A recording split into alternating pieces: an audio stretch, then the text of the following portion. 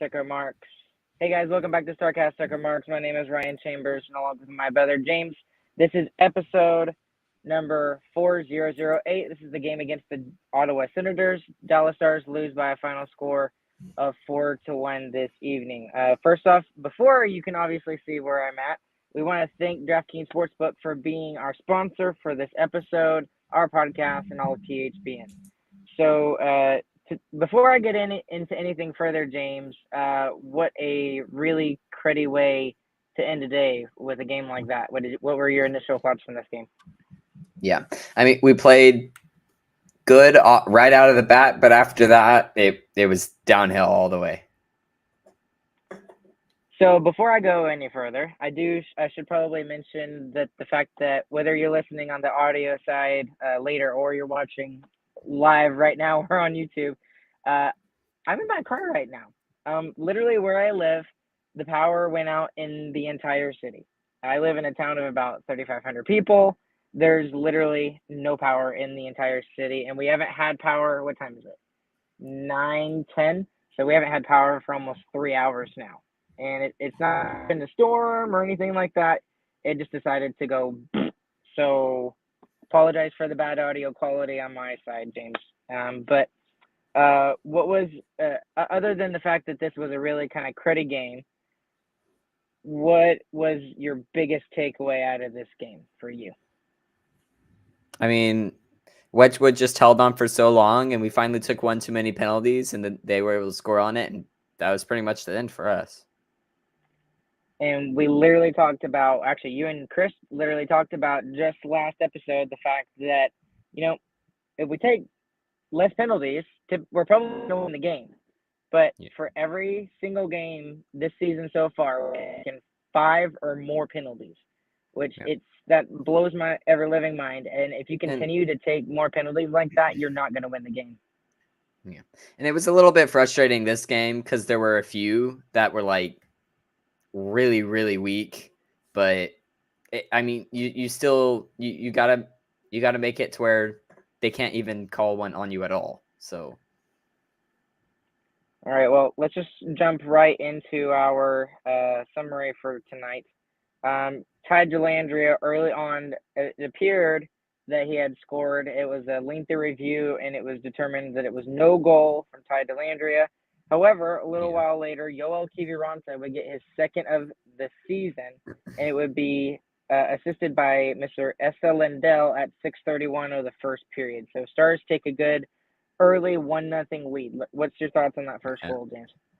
Well, first of all, on the Dellandrea wraparound, that honestly, that might have gone in. That really could have gone in. It looked like that it probably did, but there's no way that you could see it on the camera that it actually went over. So it's no goal, and that's good positioning from the goalie, but that's also just unlucky. So that's how that ended.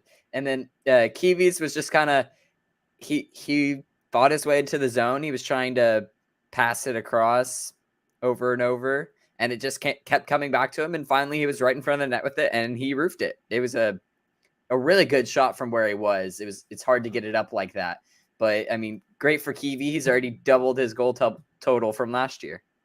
That's true. That's very true. And that's exactly what we need from Mr. Yoel Kiviranta. We don't need hat tricks, every single game, like he did in Game 7 against Colorado. But, some secondary scoring really does help.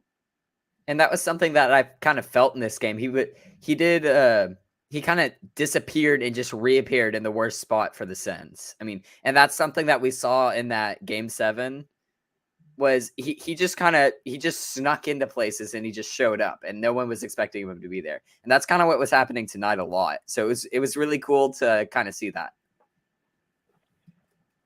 Well, overall, the first period was pretty good overall.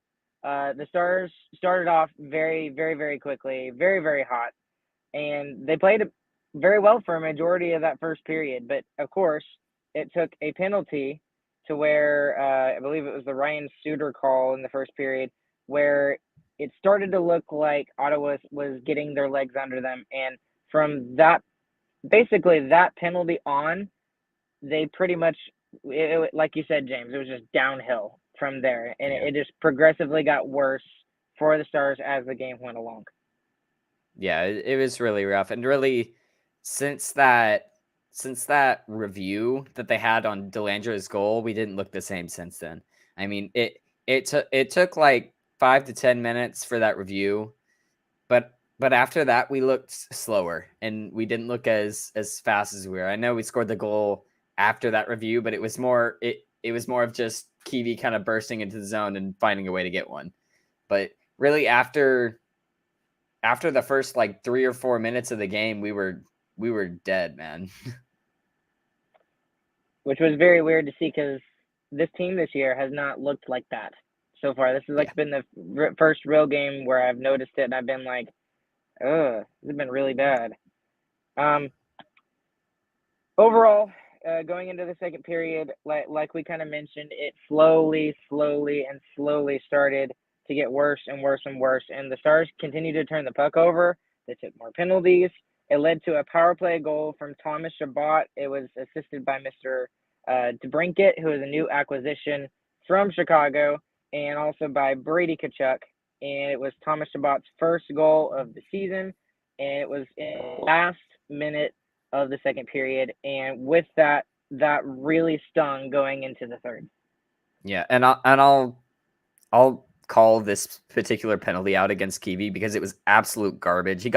He's ahead of the dude by at least a full 2 steps. He gets hooked back and then slew-footed to the ground, and as he's falling, he falls back into the other player, and they call holding against him. Like it's a penalty against the other player, and he gets called for it, and they end up scoring on it.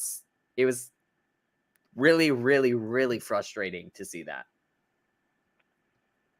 But in the ref's defense, the Stars just didn't play well tonight. No, but not in the ref's defense, because the whole second period they had 3 straight penalties against the Stars, and I thought 2 of them were not penalties at all. So, I mean, the Stars didn't play well, but Wedgwood was hanging on till that third penalty, and they were just able to get a screen in front finally, and it went in. Like it's frustrating that we couldn't even play in the second period because we had a penalty every 3 minutes. We had 3 penalties and they were spread out across the entire period. We had no chance in that period. And those 3 penalties you were mentioning. No, go ahead. Yeah, it was a miracle that we only let 1 in. I mean, Wedgwood stood on his head that entire second period, man. The entire period, he looked amazing. Very good game by him, and unfortunately, his record with the Stars has not been very good. He's now 3-2-4 with his new team. Yeah, well, he had a good first 2 periods. He had a very bad third period. I mean, he let in 3 goals on 9 shots. You can't do that. I mean, I know one of them just snuck through him on the 5-hole, and I guess we might as well get to him before I say anything else, honestly. Well, yeah. Because we're about to get to him anyway. Let's jump to it. But 3 penalties in the second period real quick. Tyler Seguin, a tripping call, which I thought was stupid. He basically fell. Yanni Hakanpää, that was definitely tripping, and Hakanpää continues to make trips to the box, which is really frustrating. Stop it, Hakanpää. Stop it. You said it last time, James, and it didn't work. So yes, I don't know why it would work this time. 3. And he still took 1. Well, Yoel Kiviranta would get a holding call, and like you said, there were some really, really frustrating. That was the Kiwi one was the worst one too, man. Yeah. The Kiwi one was so bad because he got hooked and then slew-footed, and that's how he got a penalty. So 3 penalties for the Stars in the second period leads to a tie game. Surprisingly, I thought it was going to be a lot worse. Going into the third period. At that point, it probably could have been like 3 or 4-1 already. So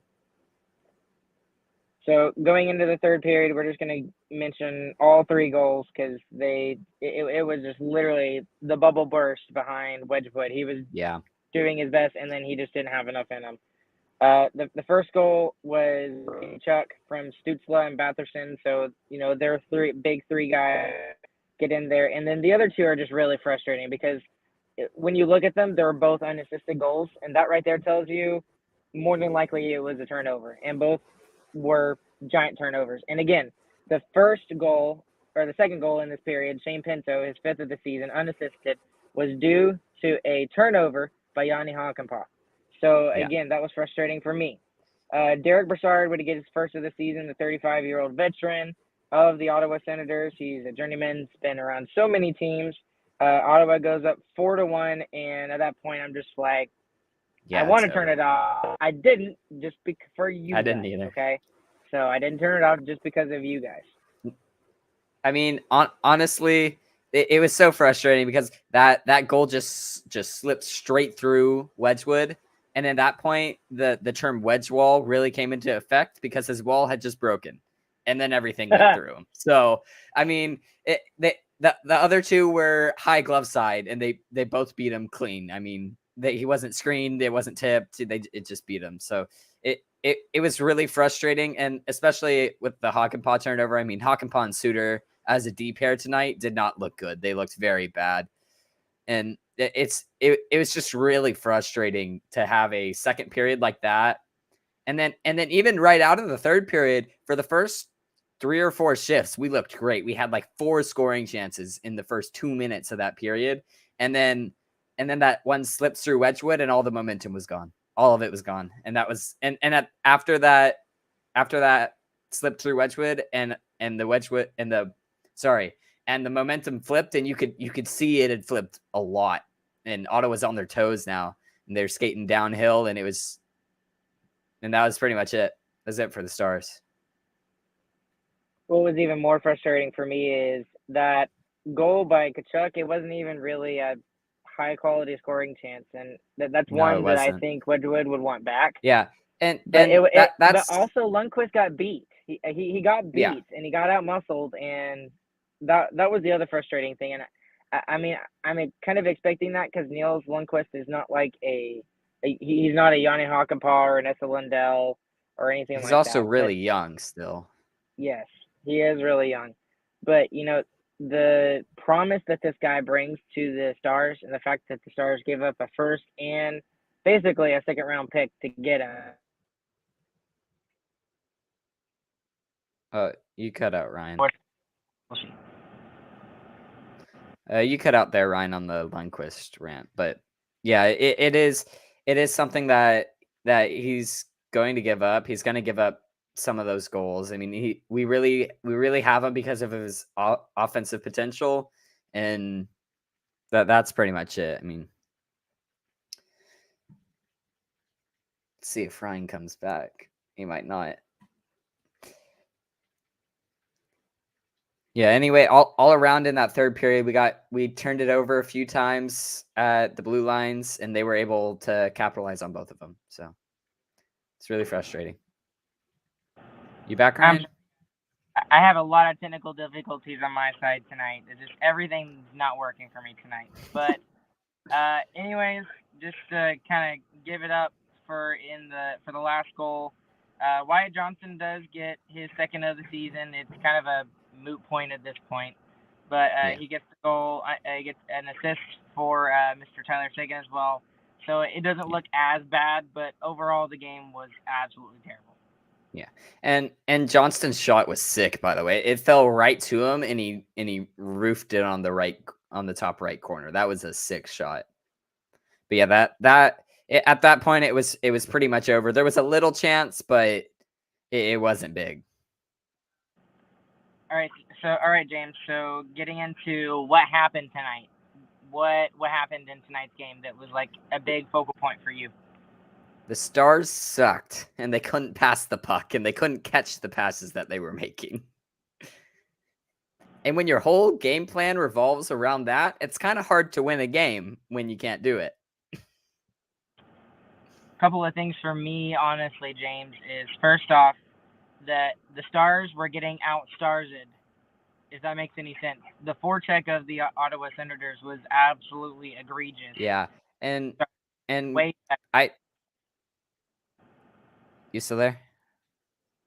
All right, okay. And I think the main reason why the forecheck was so strong from the Senators is because normally we have Otter to play the puck back there. He really does play the puck a lot for compared to Wedgwood. Honestly, he plays the puck a lot more, and he gets us out of that forecheck often. So I feel like Wedgwood had a little bit of an adjustment there in the third period. He was playing the puck a little bit more, and it was obviously helping us some, but it was just too little, too late.